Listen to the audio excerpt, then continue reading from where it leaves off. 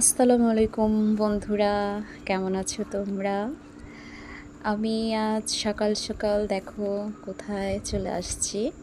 একটা সুন্দর ড্রাগন ফলের বাগানে চলে আসছি। আসলে সকাল সকাল সুন্দর কোনো জায়গায় যদি আসি, মনটা সারাদিন খুব ভালো কাটে।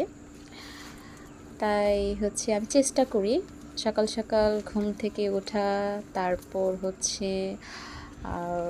সুন্দর কোনো জায়গায় হাঁটা। ভালো লাগে আসলে প্রকৃতির মাঝে নিজেকে খুঁজে নিলে মনটা ফ্রেশ ফ্রেশ লাগে। সারাদিনটাও খুব ভালো কাটে।